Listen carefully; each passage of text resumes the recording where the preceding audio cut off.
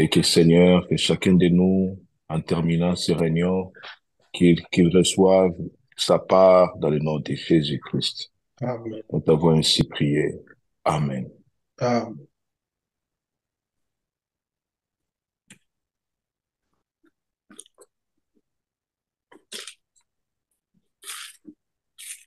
Vous avez la parole, Frère Georges.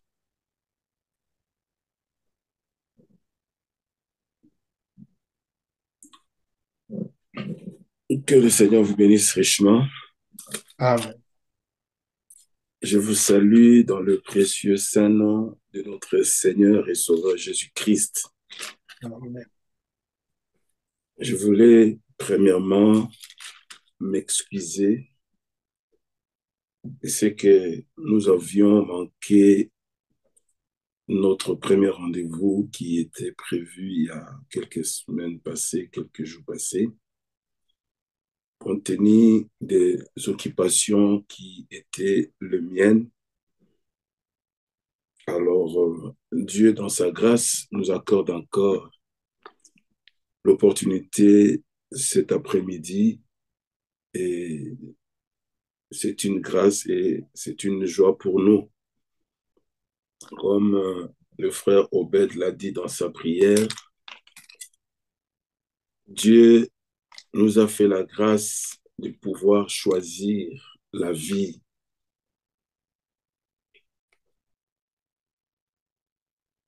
Parce que ce n'est pas de l'homme lui-même d'avoir cette capacité de faire le bon choix.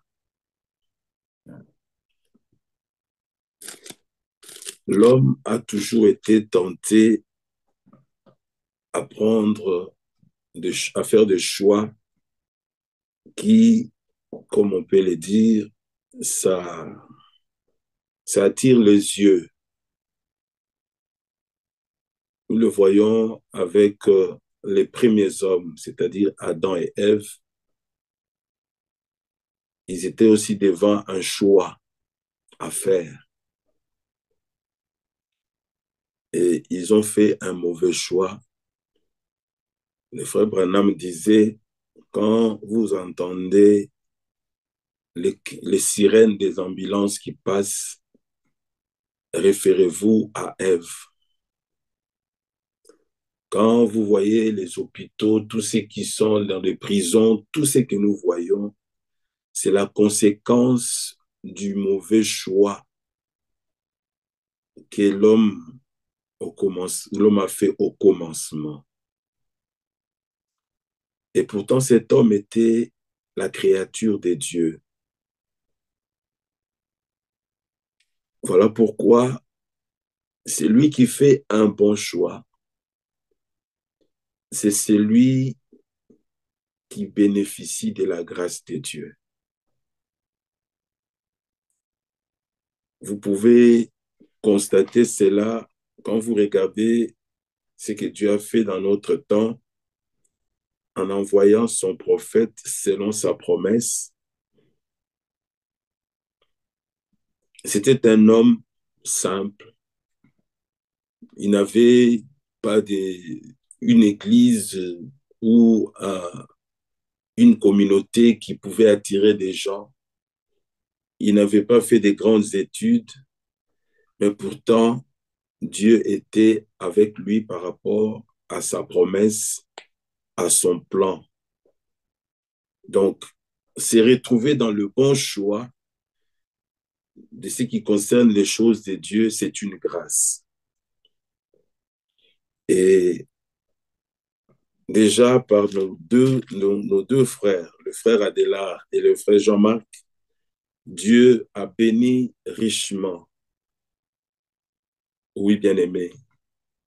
Mais ce qui est important, je voulais dire, ce n'est pas seulement d'écouter, mais de pouvoir réellement désirer, comme le frère Robert a dit dans sa prière, que Dieu nous aide dans ce choix, non seulement de pouvoir avoir fait les bons choix par sa grâce, mais aussi de demeurer. Cela me fait penser aux paroles, je dirais, aux paroles que le frère Jean-Marc a dit presque à la fin de la réunion. J'ai beaucoup aimé. C'est Dieu qui nous met dans ses choix. C'est Dieu qui nous fait comprendre son choix, c'est-à-dire le chemin. C'est lui qui nous met dans ses chemins. Il nous fait comprendre ses chemins. Il nous conduit dans ses chemins. Donc, tout, c'est Dieu. Et le frère Adélard a été conduit à montrer les deux lois, c'est-à-dire Deutéronome, dans son étymologie, veut dire deux lois, le bien et le mal, la bénédiction et la malédiction, l'obéissance et la désobéissance. Alors, lorsque nous lisons les textes que notre frère a lus, il est dit, j'en prends aujourd'hui à témoin contre vous. Ici, c'est Moïse qui parle, serviteur de Dieu, et il parle au peuple de Dieu, le peuple choisi de Dieu. Parce qu'il y a eu un temps où le peuple a été délivré. C'était en Égypte. Ça, c'est un. Il y a eu un temps où le peuple a été amené à sortir. Ça, c'est Dieu. Il y a eu le temps de la conduite du peuple. Ça, c'est trois.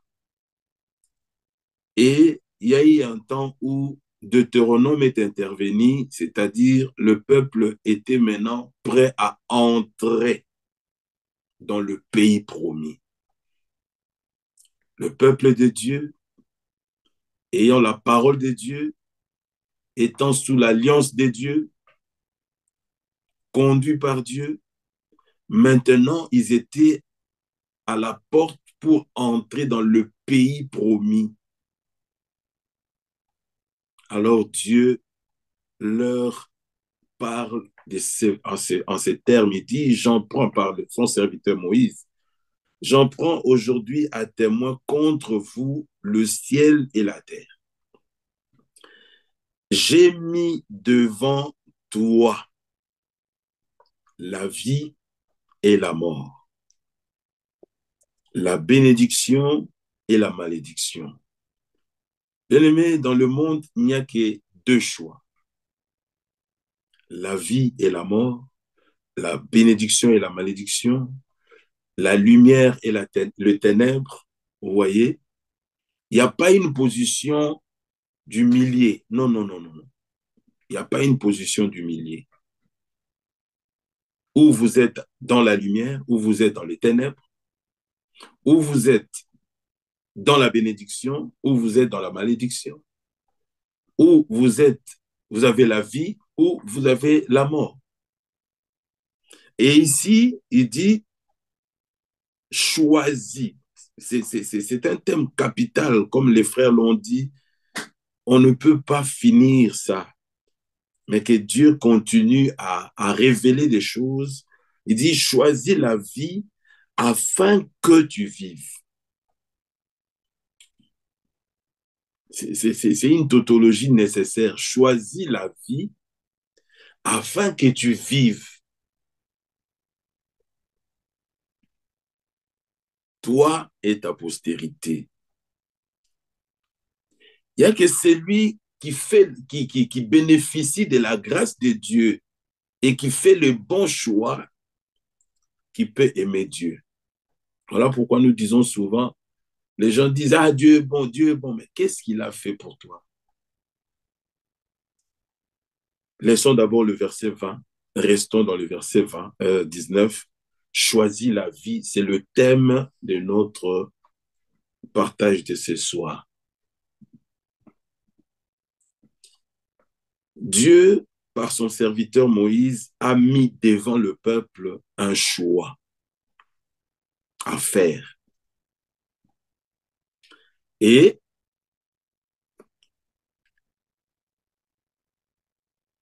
déjà dans le jardin d'Éden, la Bible nous montre que Dieu en créa l'homme.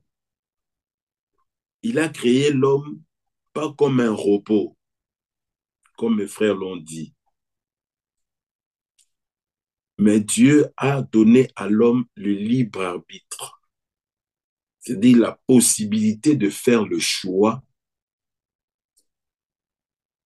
pour lui-même.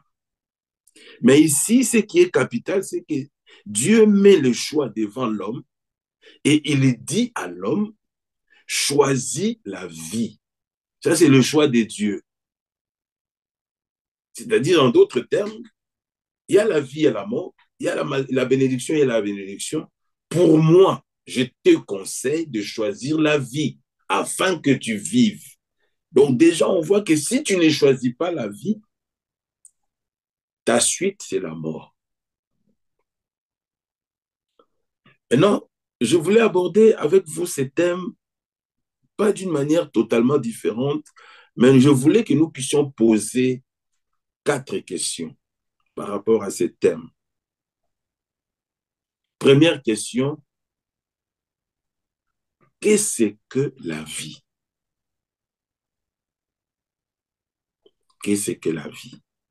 Parce que la chose si tu veux faire le choix, tu dois savoir ce que j'ai choisi, c'est quoi? C'est très capital. Qu'est-ce que la vie? Qu'est-ce que la mort? D'où vient la vie? Et d'où vient la mort? Et aussi, une question qui, peut-être, on pourra les toucher à la fin. Pourquoi choisir la vie? 5 questions.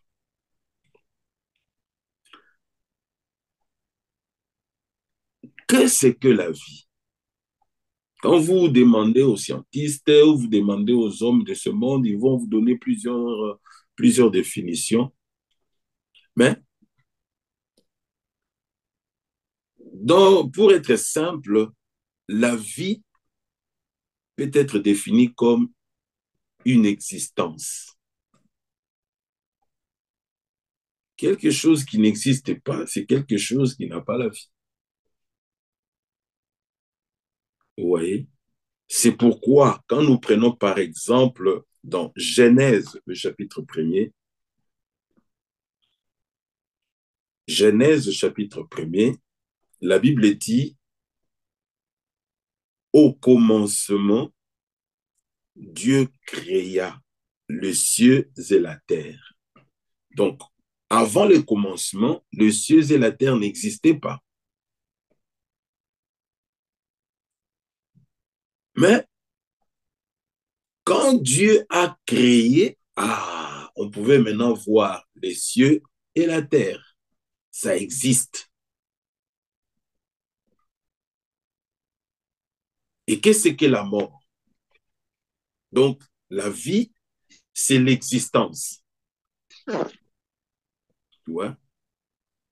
Et la mort, par contre, la mort, c'est la cessation de vie. Vous voyez? Quelque chose qui était là et on ne le voit plus parce que ça n'existe plus. Mais regardez, ces 2 questions étant répondues, nous passons au 3e. D'où vient la vie? D'où vient la vie?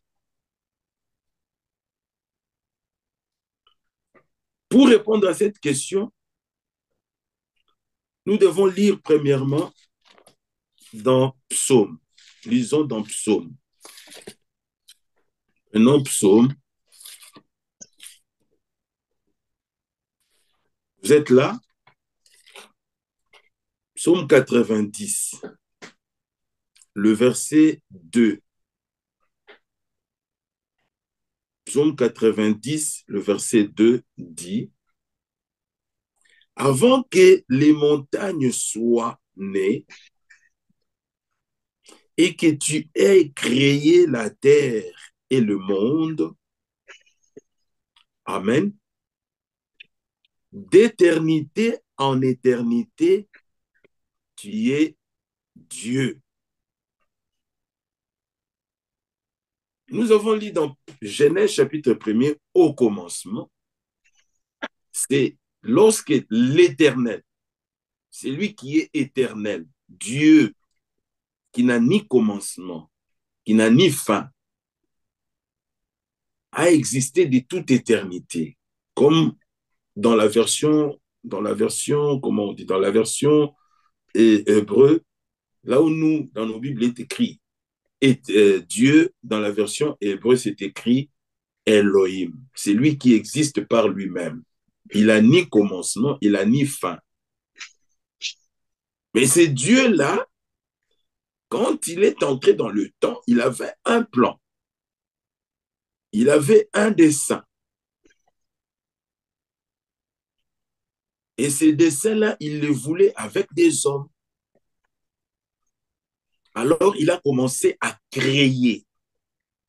Et la Bible dit, j'ai relu Psaume 90 avant de retourner dans Genèse 1er, dit, avant que les montagnes soient nées et que tu aies créé la terre et le monde d'éternité en éternité. C'est-à-dire, l'éternité n'a ni commencement ni fin.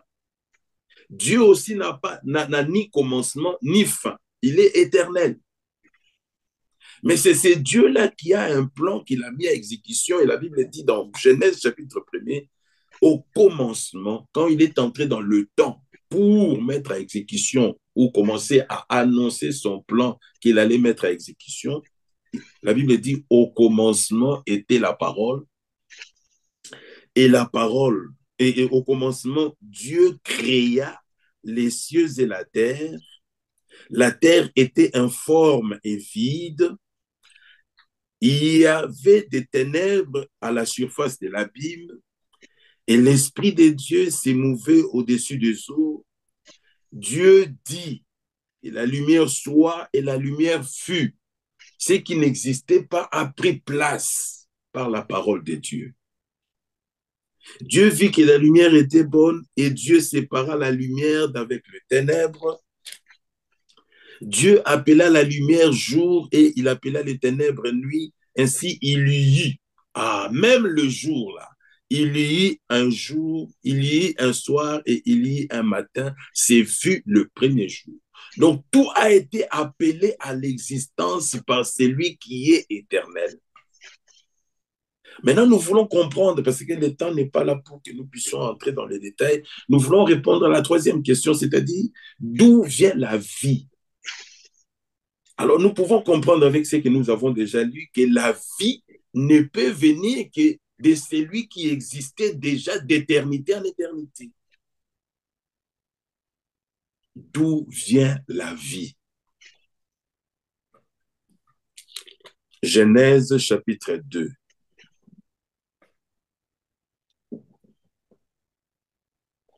Là, je voulais pas entrer dans les détails avec la nature, tout, mais comme il s'agit des hommes, prenons Genèse chapitre 2, le verset 7. L'Écriture dit, l'Éternel Dieu forma l'homme de la poussière de la terre, il souffla dans ses narines un souffle de vie. D'où vient la vie? La vie vient de Dieu, qui est éternel. Il souffla dans ses narines un souffle de vie et l'homme devint, voyez, l'homme devint une âme vivante.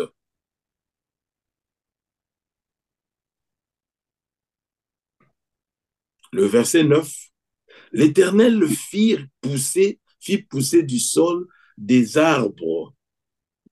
Non, lisons le verset 8 avec. Puis l'Éternel Dieu planta un jardin en Éden du côté de l'Orient et il y mit l'homme qu'il avait formé. L'Éternel Dieu fit pousser du sol des arbres de toute espèce, agréables à voir et bons à manger.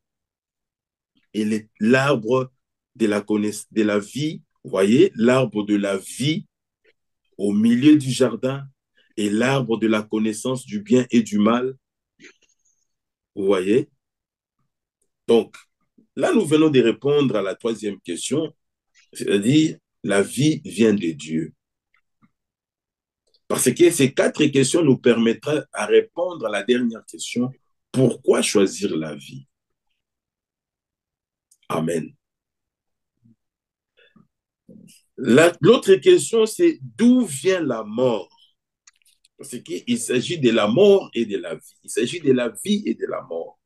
Alors, prenons Genèse, chapitre 2 toujours. Genèse, chapitre 2. Maintenant, descendons un peu au verset, prenons le verset 15 pour prendre le contexte.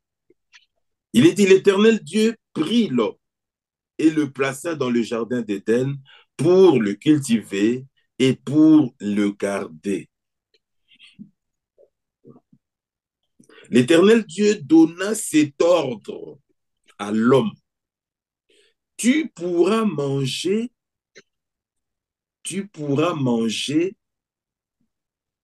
de tous les arbres du jardin. Tu pourras manger de tous les arbres du jardin, mais tu ne mangeras pas de l'arbre de la connaissance du bien et du mal. L'arbre qui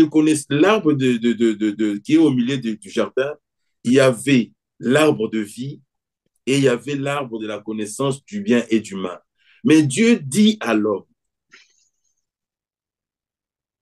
tu pourras manger de tous les arbres du jardin, mais tu ne mangeras pas de l'arbre de la connaissance du bien et du mal. Écoutez la suite.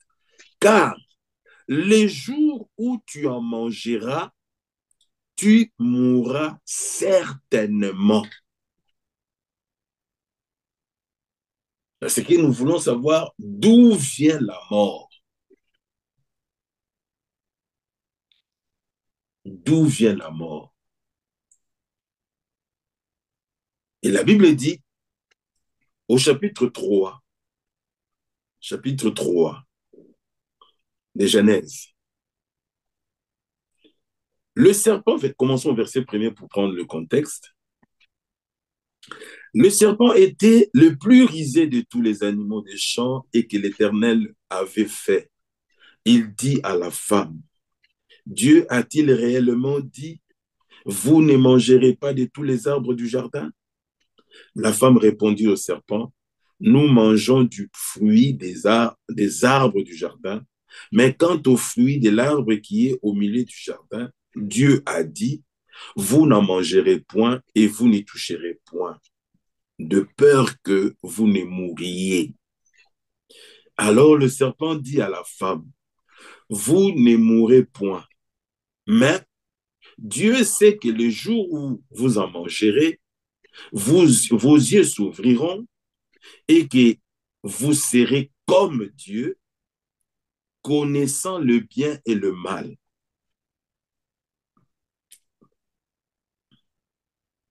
La femme vit. C'est pourquoi j'ai dit, l'homme est toujours tenté à prendre des décisions. Devant un choix, l'homme est attiré avec ce qui attire les yeux. La Bible dit, la femme vit que l'arbre était bon à manger. Or, Dieu avait dit de ne le manger pas. Bon à manger et agréable à la vue. Je ne vais pas entrer dans les détails. Bon à manger et agréable à la vue, et qu'il était précieux pour ouvrir l'intelligence.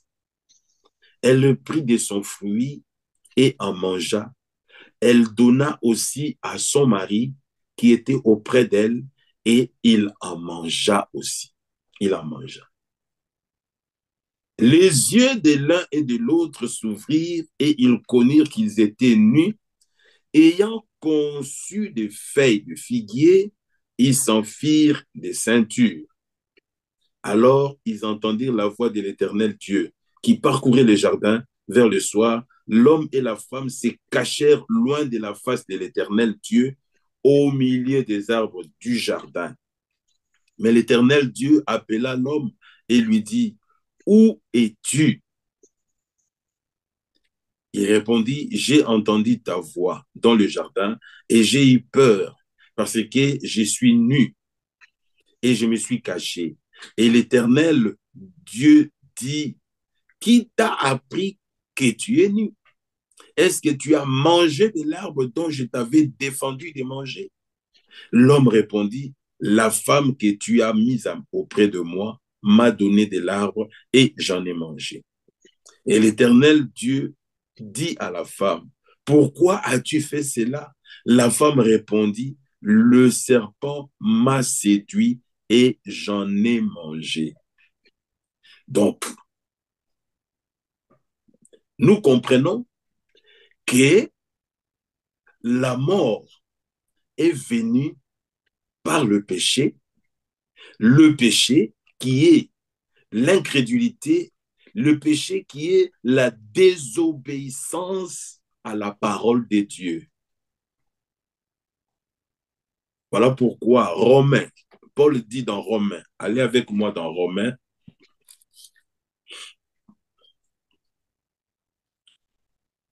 Romains chapitre 5,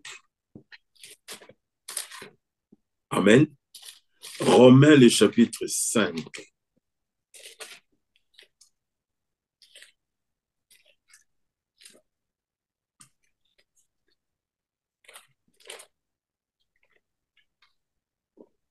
Romains chapitre 5, le verset 12. Il est dit ceci. C'est pourquoi, comme par un seul homme, le péché est entré dans le monde. Amen. Suivez très bien. Le péché est entré dans le monde. Mais pour entrer dans le monde, le péché est venu d'où? Le péché est venu du ciel. Parce que le péché n'a pas commencé sur la terre. Le péché a commencé au ciel. Lucifer qui était au ciel, qui voulait faire sa volonté, qui voulait être au-dessus de Dieu, qui a désobéi. Il a été chassé, précipité. Et quand il est descendu, il a amené cela dans l'homme que Dieu avait créé. La Bible dit, c'est pourquoi, comme par un seul homme, c'est-à-dire Adam, le péché est entré dans le monde. Adam a désobéi. Le péché est entré dans le monde et par le péché, la mort. D'où est venue la mort? La mort est venue par la désobéissance. La désobéissance qui est le péché originel. Dieu a dit, ne mangez pas. Satan est venu dire, mangez, vous ne mourrez pas. Et la Bible dit, c'est pourquoi, car comme par un seul homme, le péché est venu dans le monde, est entré dans le monde, et par le péché, la mort. Et qu'ainsi, la mort s'est étendue sur tous les hommes. Parce que tous ont péché. Et la Bible dit, vous connaissez l'écriture, la Bible dit, le salaire du péché, c'est la mort. Le salaire du péché, c'est la mort. Nous comprenons que le péché est venu, la mort est venue du péché, et le péché, c'est la désobéissance et l'incrédulité. Mais quand nous continuons avec Romains, nous prenons Romains chapitre 6. Amen. Romains chapitre 6, prenons le verset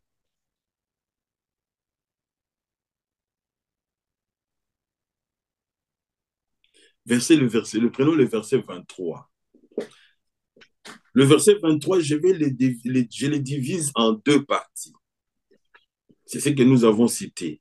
La Bible dit, verset 23 du chapitre 6, car le salaire du péché, c'est la mort. Mais le don gratuit de Dieu, c'est la vie. Ah, j'ai placé devant toi la vie et la mort, la bénédiction et la malédiction. Deux arbres dans le jardin d'Éden. Ici, nous voyons déjà pourquoi Dieu dit à l'homme, choisis la vie. C'est que la Bible dit, car le salaire du péché, c'est la mort. Mais le don gratuit de Dieu, c'est la vie éternelle en Jésus-Christ, notre Seigneur. Amen. Donc, nous avons répondu à ces 4 questions et nous comprenons maintenant que Dieu veut que nous puissions vivre éternellement. Pourquoi?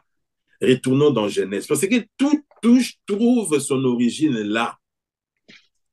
Parce que quand vous comprenez Deutéronome, quand vous comprenez Deutéronome, là où nous avons lu, vous verrez directement Genèse, donc le jardin d'Éden. Dieu a toujours mis l'homme dans son libre arbitre pour choisir. Mais il ne laisse pas l'homme dans l'ignorance. Il lui dit, comme dans le jardin d'Éden, il avait dit, le jour où tu en mangeras, tu mourras. Donc l'homme était averti. Dans Deutéronome, l'homme est aussi averti. Choisis la vie. Nous avons compris d'où vient la vie, d'où vient la mort, qu'est-ce qu'est la vie et qu'est-ce qu'est la mort.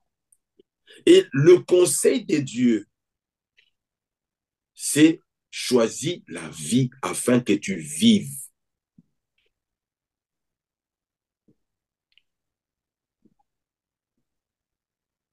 Amen.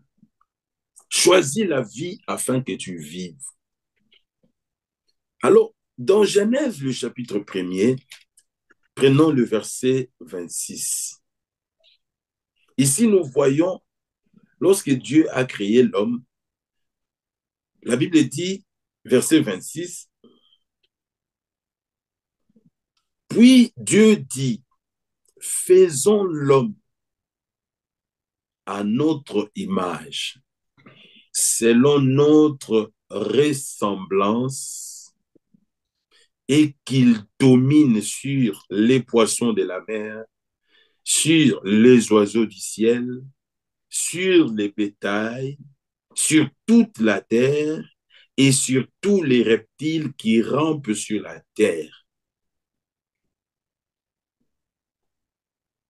Dieu créa l'homme à son image.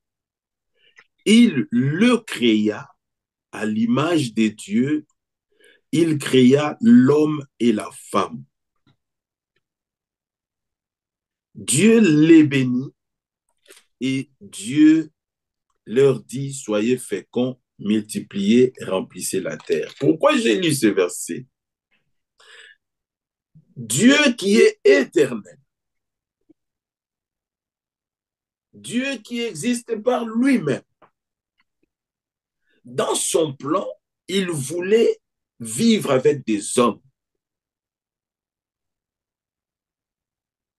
Vous connaissez cela, je ne vais pas entrer dans les détails. La Bible dit, il convenait, c'est dans Hébreux le chapitre 2, il convenait en effet, c'est lui pour qui et par qui sont toutes choses, et qui voulait conduire à la gloire beaucoup de fils.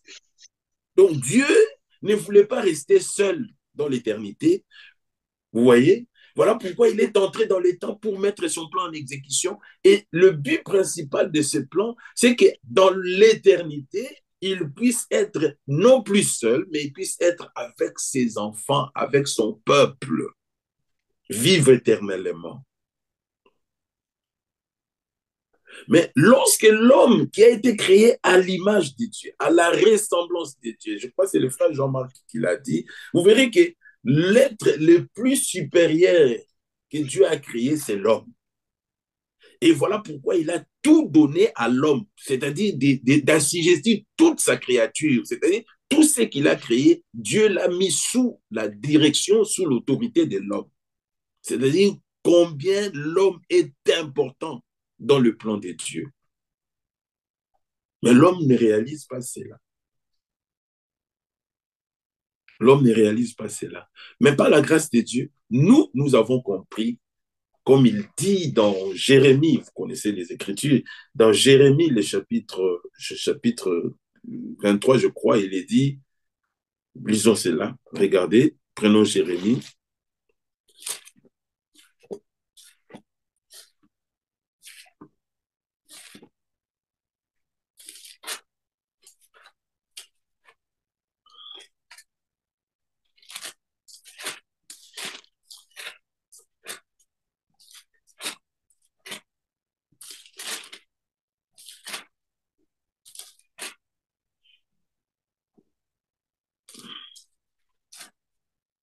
Euh, vous connaissez, voilà, c'est Jérémie 29.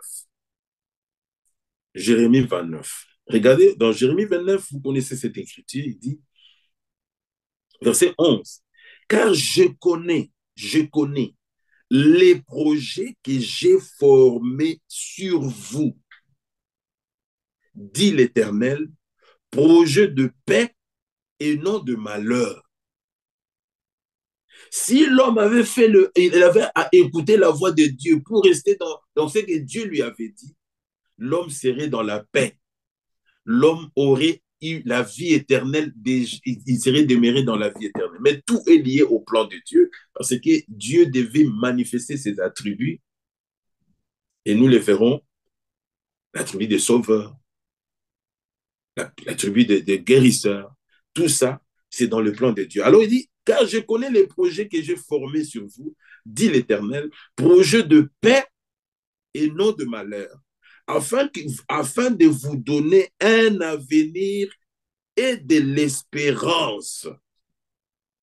L'homme que Dieu a créé à son image, Dieu voulait vivre avec lui éternellement. Vous voyez? Et la Bible dit allez avec moi dans Ecclésiaste. Ecclésiaste.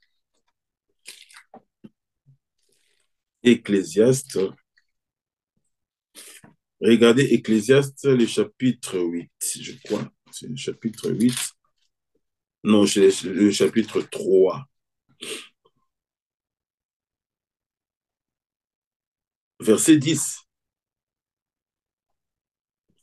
Verset 9.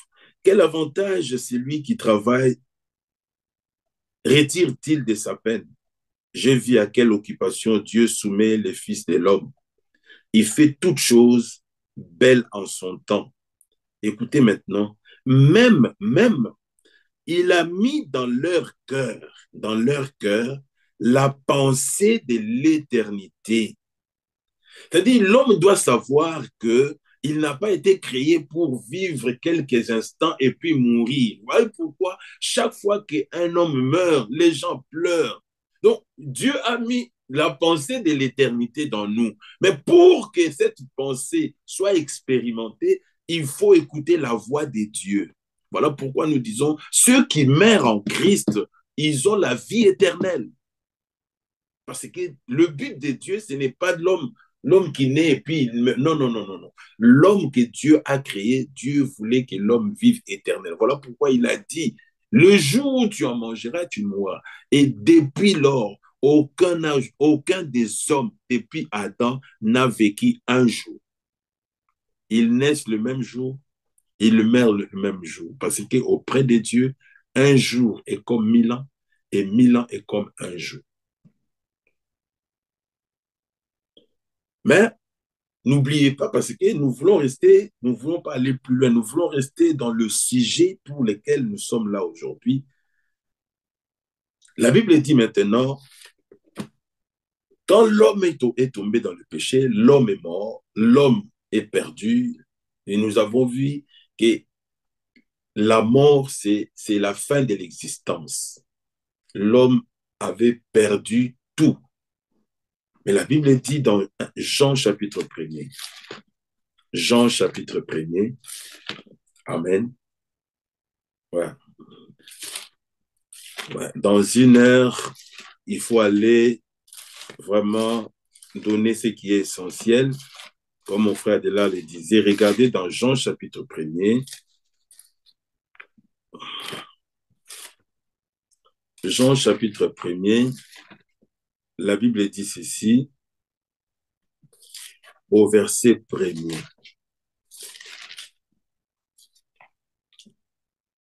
Nous avons compris d'où est venue la mort, d'où est venue la vie, qu'est-ce qu'est la vie, qu'est-ce qu'est la mort. Mais il y a une question que nous devons répondre à la fin pour que ceux qui doivent faire encore le choix doivent savoir pourquoi choisir la vie. Jean chapitre 1er, la Bible dit ceci.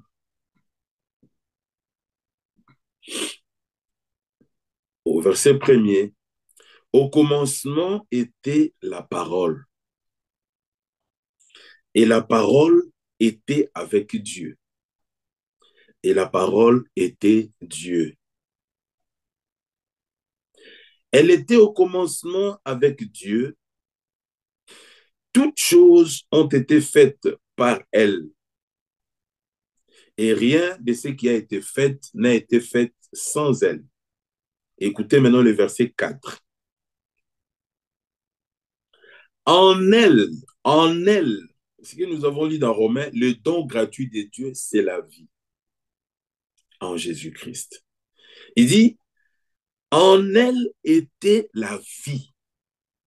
Et la vie était la lumière des hommes.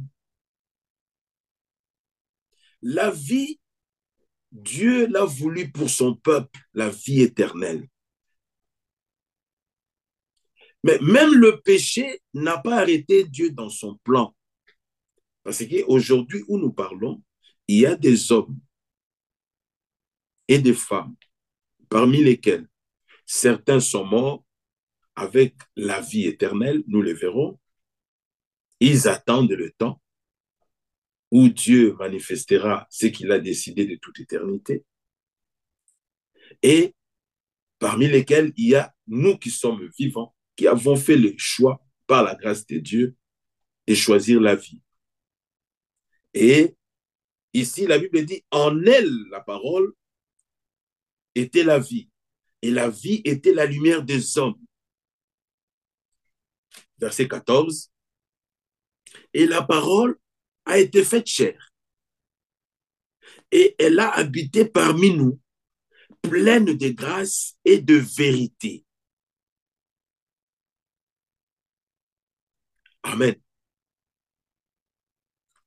1 Jean. 1 Jean. 1 Jean, chapitre 1er. 1 Jean, chapitre 1er. L'Écriture dit ceci. 1 Jean, chapitre 1er. Ce qui était dès le commencement, ce que nous avons entendu, ce que nous avons vu de nos yeux, ce que nous avons contemplé et que nos mains ont touché concernant la parole de vie. Amen. Et la vie a été manifestée.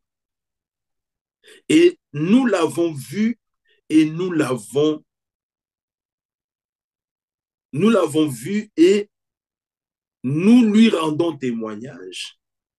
Et nous vous annonçons la vie éternelle qui était auprès du Père et qui nous a été manifestée. Dieu dit, choisis la vie. La chose que tu dois choisir, tu dois connaître quelle est cette chose. Et Dieu met cela à ta disposition. Et ici, l'apôtre Jean nous montre que ce qui était dès le commencement, c'était quoi? C'était la vie. la parole de vie. Et cette vie a été manifestée. Et cette vie, nous lui rendons témoignage et nous vous annonçons la vie éternelle qui était auprès du Père et qui nous a été manifestée auprès du Père. Quand nous prenons le mot Père, on voit le géniteur, c'est-à-dire c'est lui qui engendre. Or, Dieu voulait des fils et des filles à sa ressemblance, à son image, avec qui vivre éternellement. Voilà pourquoi cette vie ne pouvait pas venir par Adam. Adam était fils de Dieu, mais créé. Mais cette vie, qui est la vie éternelle, ne pouvait venir que par l'engendrement. Et nous avons lu dans 1 Jean, la parole a été faite chair.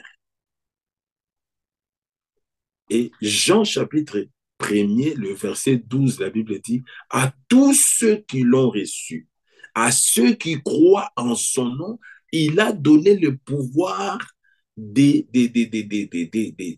devenir enfants de Dieu. Ah, voilà ceux qui ont reçu la vie parce qu'ils ont fait un bon choix. C'est-à-dire, c'est d'accepter celui qui est la vie, l'auteur de la vie. La Bible dit, il est le prince de la vie, Jésus-Christ. Choisir la vie, c'est choisir Jésus-Christ. Choisir la vie, c'est choisir la parole de Dieu. Choisir la vie, c'est accepter tout ce que Dieu dit. Nous ne sommes pas dans la théorie, mais nous voulons être dans la pratique.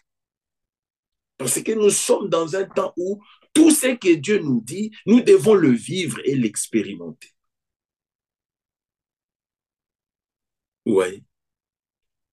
Nous pouvons connaître toutes les choses, mais maintenant, comment avoir cette vie? Choisir la vie. Je vais choisir ça comment? Il y a un homme. La Bible dit, prenez avec moi Jean. Amen.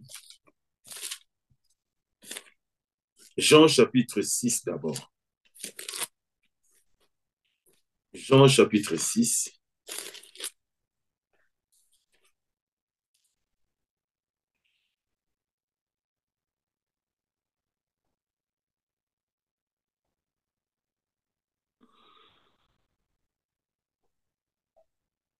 Jean chapitre 6, verset 44. L'Écriture dit ceci.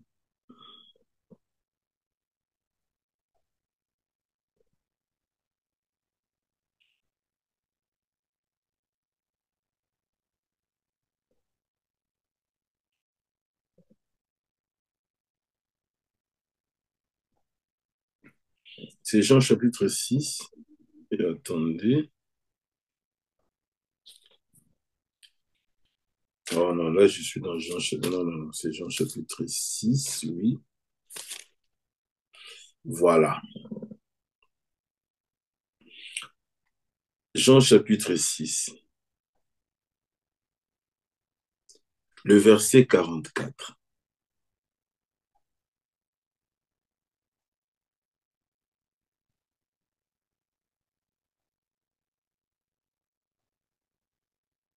Verset 42 d'abord.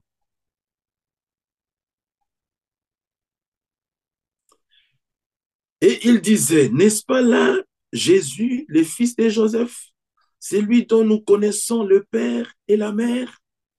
Comment donc dit-il, je suis descendu du ciel?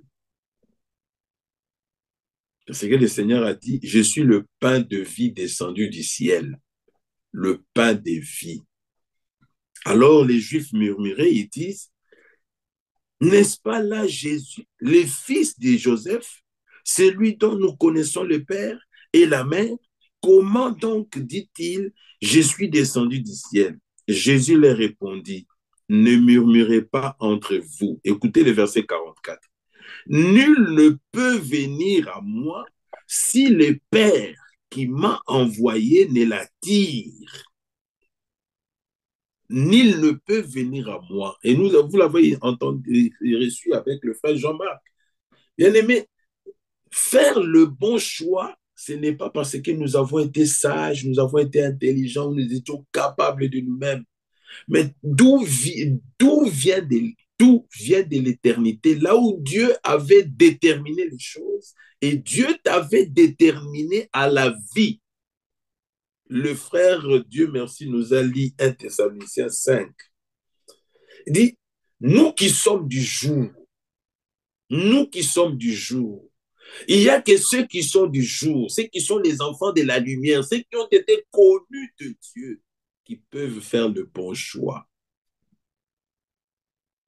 Parce que même les Juifs, c'était difficile de pouvoir faire le bon choix. Voilà pourquoi j'ai dit, l'homme regarde ce qui est agréable aux yeux. Parce que la Bible dit, je crois, vous pouvez lire ça dans Proverbes chapitre 14, la Bible dit, telle voie paraît bon aux yeux de l'homme, mais son issue, c'est pourquoi quand Ève a vu l'arbre que le serpent lui avait présenté, il a vu que c'était bon pour ouvrir les yeux, était agréable, mais c'était quand même la mort. Alors que Dieu leur avait dit, n'en mangez pas. Le jour où tu en mangeras, tu mourras. Mais toi, qu'est-ce qui fait qu'aujourd'hui, toi et moi, nous avons fait le bon choix? C'est ce que le Seigneur dit. Il est écrit dans les prophètes, verset 45, il est écrit dans les prophètes, ils seront tous enseignés de Dieu. Ainsi, quiconque a entendu le Père, a reçu son enseignement, vient à moi. Amen. Jean chapitre 11. Allez avec moi dans Jean chapitre 11. Jean chapitre 11. Il est dit ceci.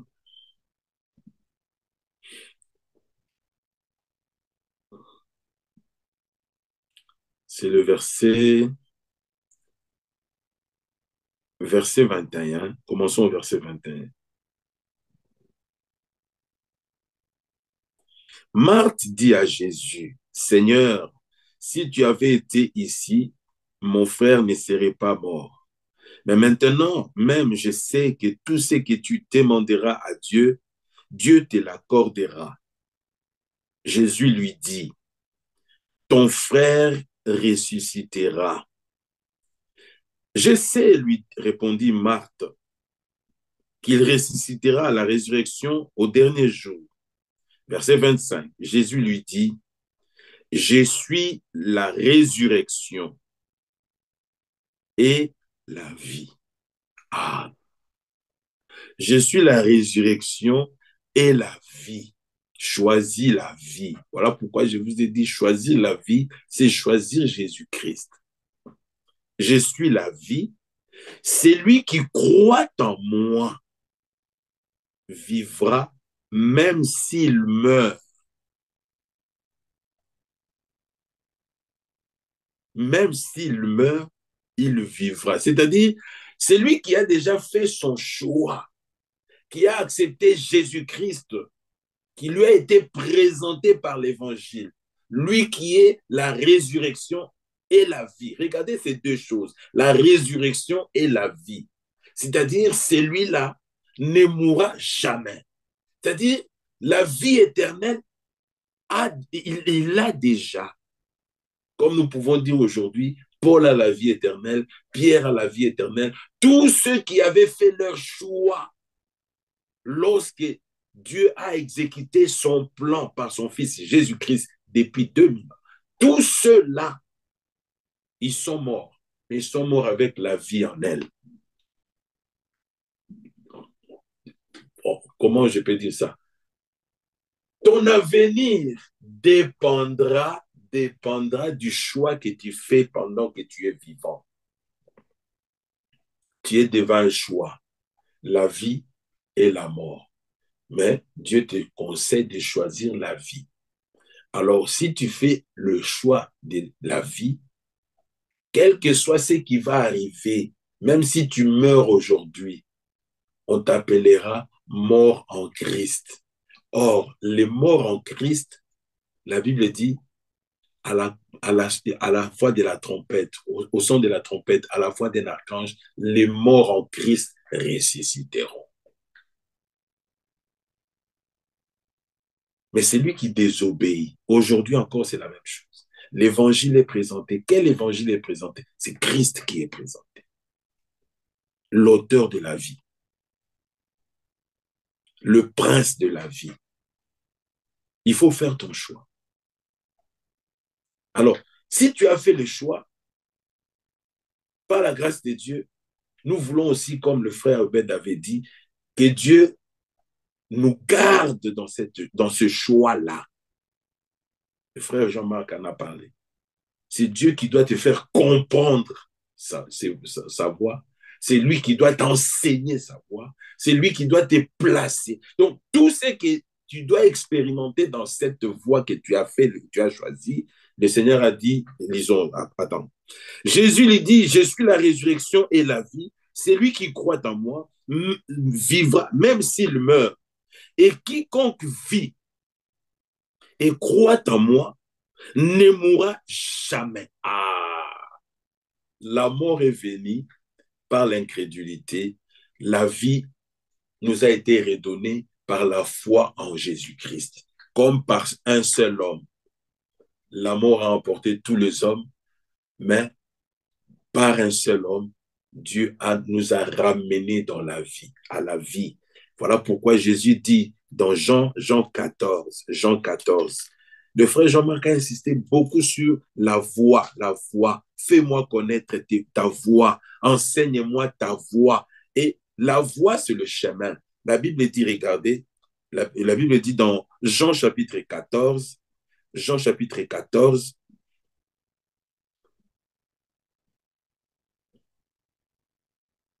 verset 4,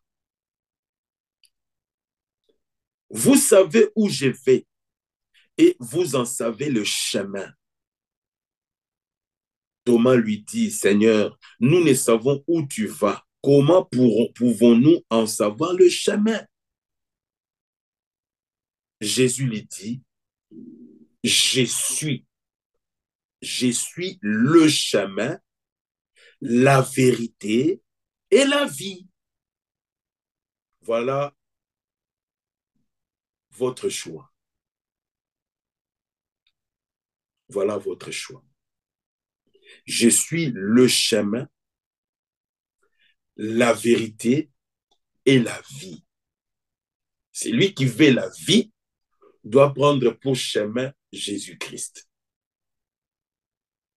Parce que dans Jérémie, allons dans Jérémie, regardez. Dans Jérémie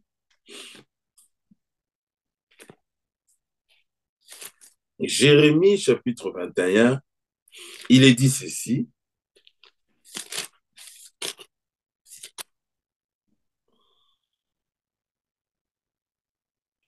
Jérémie 21, verset 8.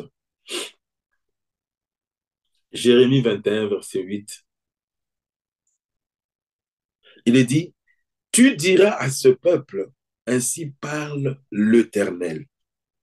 Voici, je mets devant vous le chemin de la vie, qui est un homme, c'est Jésus-Christ, et le chemin de la mort.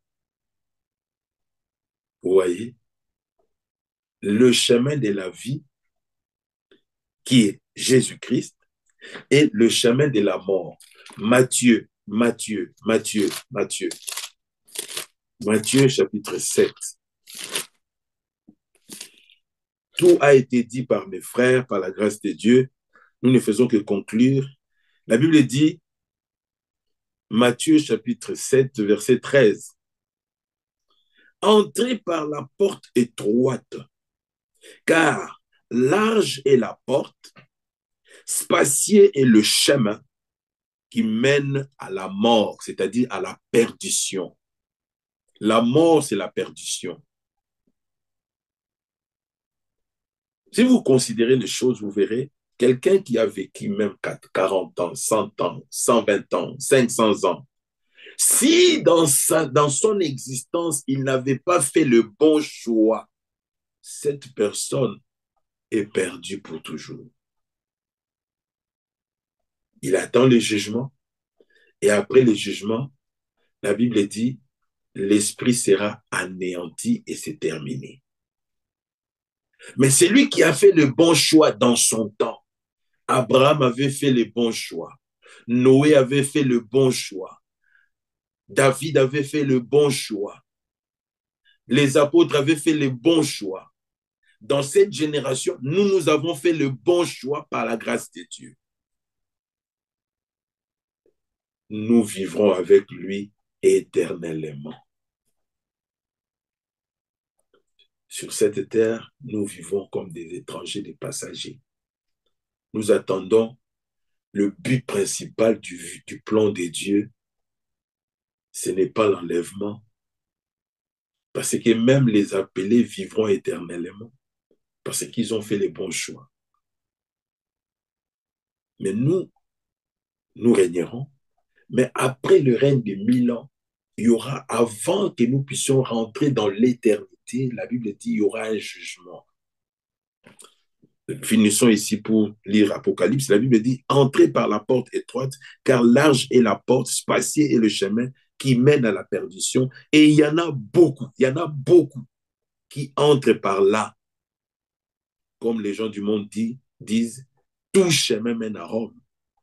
Mais qu'est-ce qu'il y a à Rome? C'est la mort.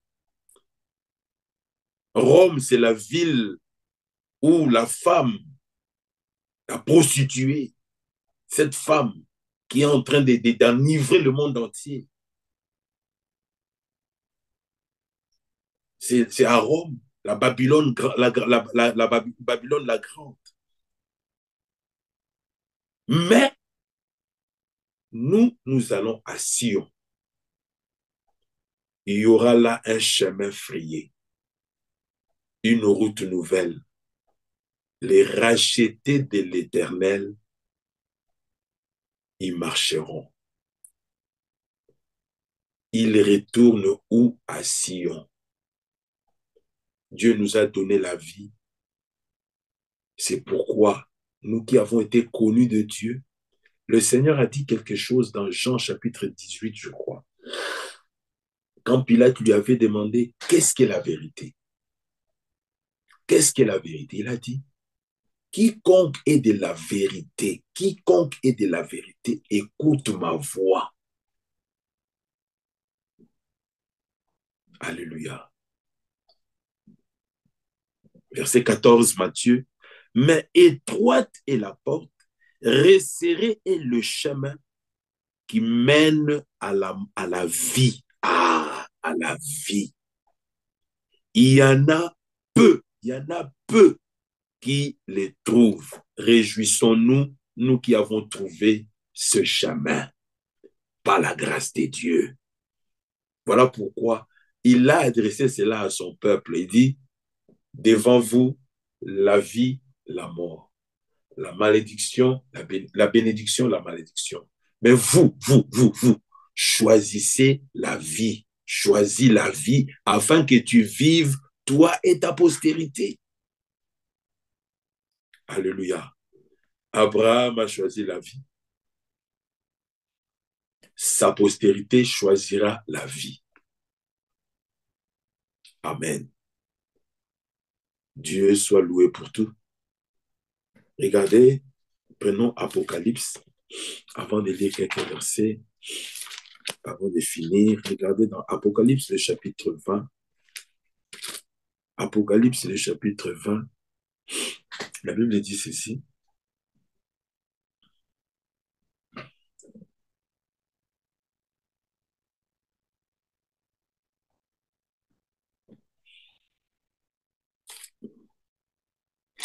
Apocalypse, chapitre 20, verset 7.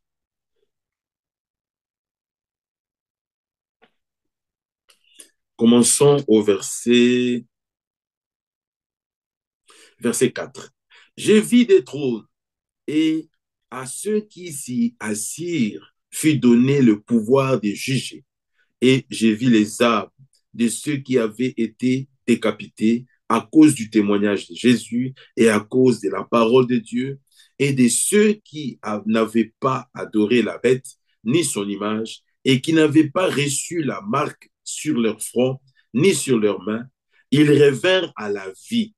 Vous voyez, ils revinrent à la vie et ils régnèrent avec Christ pendant 1000 ans. Les autres morts ne revinrent point à la vie jusqu'à ce que les 1000 ans soient accomplis. C'est la première résurrection. Verset 6. Heureux et saints ceux qui ont part à la première résurrection. La seconde mort n'a point de pouvoir sur eux, mais ils seront sacrificateurs de Dieu et de Christ, et ils régneront avec lui pendant 1000 ans. Quand les 1000 ans seront accomplis, Satan sera relâché de sa prison et il sortira pour séduire les nations qui sont aux quatre coins de la terre, Gog et Magog, afin de les rassembler pour la guerre. Leur nombre est comme le sable de la terre, de la mer. Ils montèrent à la surface de la terre et ils investirent le camp des saints et la ville bien-aimée, mais un feu descendu du ciel et les dévora. Et le diable les diables qui les séduisaient, c'est celui qui avait séduit dès le commencement là, fut jeté dans le temps de feu et de soufre, où sont la bête et le faux prophète. Ils seront tourmentés jour et nuit au siècle des siècles. Puis j'ai vu un grand trône blanc et celui qui était assis dessus. La terre et le ciel s'enfuirent devant sa face et il ne fit plus trouver de place pour eux. Et j'ai vu les morts, vous voyez, les morts, les grands et les petits, ils se tenaient devant le trône. Des livres furent ouverts et un livre fut ouvert, c'est le livre c'est celui qui est le livre de vie. Et les morts furent jugés selon leurs œuvres, d'après ce qui était écrit dans ces livres. La mer rendit les morts qui étaient en elle, la mort et les séjours des morts rendirent les morts qui étaient en eux, et chacun fut jugé selon ses œuvres. Puis la mort et les séjours des morts furent jetés dans les temps de feu.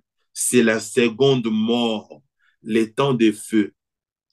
Quiconque ne fut pas trouvé écrit dans les livres de vie fut jeté dans les temps de feu. Vous voyez, le dernier jugement, tous ceux qui avaient fait un mauvais choix dans leur temps iront dans une séparation totale avec celui qui est la vie.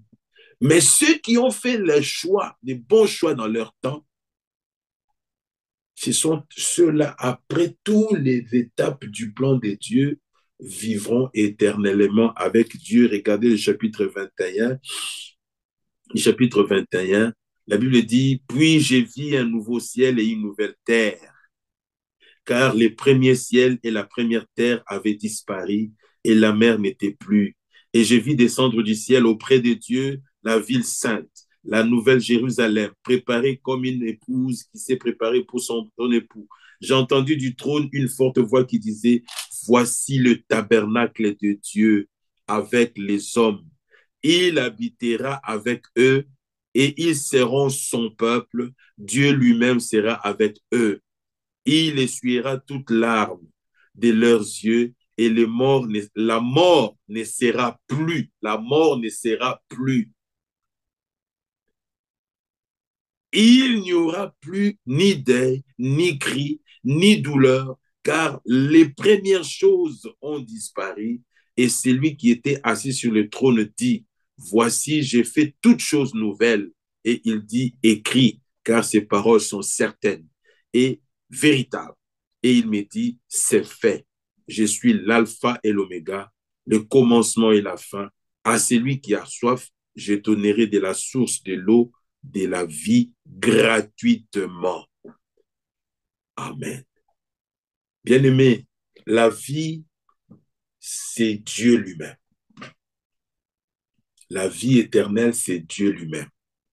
Alors, cette vie, la Bible dit, lisez avec moi dans 1 Jean, Amen, 1 Jean chapitre 9, 1 Jean chapitre 5, à partir du verset 9, la Bible dit ceci. Si nous recevons les témoignages des hommes, le témoignage de Dieu est plus grand, car le témoignage de Dieu consiste en ce qu'il a rendu témoignage à son Fils. Celui qui croit au Fils de Dieu a ce témoignage en lui-même.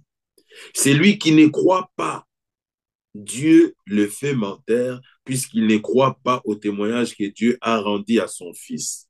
Et voici ce témoignage, c'est que Dieu nous a donné la vie éternelle. Alléluia.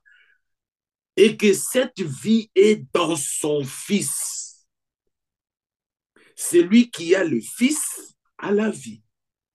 Celui qui n'a pas le Fils de Dieu n'a pas la vie. Verset 13. Je vous ai écrit ces choses afin que vous sachiez que vous avez la vie éternelle, vous qui, alléluia, vous qui croyez au nom du Fils de Dieu. La vie éternelle, Jean 17, verset 3, c'est qu'ils te connaissent, toi le seul vrai Dieu et celui que tu as envoyé, Jésus-Christ. Dieu est esprit. Il a habité dans un corps de chair et de sang, afin de nous donner la vie. C'est pourquoi le Seigneur a dit, c'est lui qui croit en moi, comme dit l'Écriture, des fleuves d'eau vive couleront de son sein. Dieu a accompli sa parole. Voilà pourquoi il a d'abord délivré le peuple. Nous concluons là. Il a délivré le peuple qui était sous la puissance du malin, comme Israël était en Égypte. Il les a fait sortir, comme Israël était sorti de l'Égypte, et il les a conduits vers le but. Mais avant qu'ils ne puissent entrer dans le but, il leur montre, il dit, voici le choix. Devant vous, il y a la vie, il y a la mort. Il y a la bénédiction et il y a la malédiction. Vous, mon peuple, vous que j'ai délivré, vous que j'ai choisi, choisis la vie afin que tu vives. Et le Seigneur a dit, comment choisir la vie? C'est croire à celui qui est la vie, le prince de vie. C'est Jésus-Christ. Christ est celui qui était dans le jardin d'Éden. Jésus est né, mais c'est Jésus-là, il est le Christ. Que Dieu puisse encore continuer à vous révéler. C'est un sujet profond, mais le but de ce sujet, le but des thèmes que nous développons, c'est de pouvoir recevoir ce qui contribue à notre préparation, à notre édification, parce que nous devons demeurer fermes dans le choix que nous avons fait. Alors, si tu as fait le choix de la vie, ça c'est le choix de Dieu, c'est un bon choix, demeure ferme. La vie est un don de Dieu. La mort est entrée, il a emporté toute la race d'Adam, mais par Jésus-Christ, Dieu nous a ramenés dans la position qui était la nôtre avant la chute. Nous avons la vie éternelle, nous attendons la transmutation de ce corps et nous devons demeurer fermes jusqu'à la fin. Voilà pourquoi la Bible dit, celui qui persévérera jusqu'à la fin sera sauvé. Que le nom du Seigneur soit loué, qu'il vous bénisse richement et qu'il continue à vous utiliser. Nous sommes reconnaissants à Dieu de la part que vous prenez à l'œuvre de Dieu et vous appelez les autres jeunes, parce que la jeunesse, j'avais même la pensée de parler avec le frère Della, si possible, comme ça sera le jour où nous aurons la communion, si ils peuvent non seulement avoir les 3 jours, mais s'il peut avoir un temps pour les jeunes, que Dieu lui puisse l'utiliser pour qu'il puisse parler encore aux jeunes. Et c'est un temps difficile pour la jeunesse de faire un choix et de demeurer ferme dans ce choix. Beaucoup viennent et beaucoup partent. Mais vous, à qui Dieu a fait grâce de pouvoir comprendre ces choses, de saisir ces choses, demeurez ferme. Soyez le modèle. Soyez le modèle. Dieu récompensera votre effort et vos sacrifices. Regardez, pour ceux qui sont à Bloomington, bientôt là, on finit ici, bientôt là, ils doivent encore aller au culte. Et là, on finit, bientôt là, il y aura encore crefette. Ce sont des sacrifices que nous faisons. Mais à cela est liée une très grande récompense.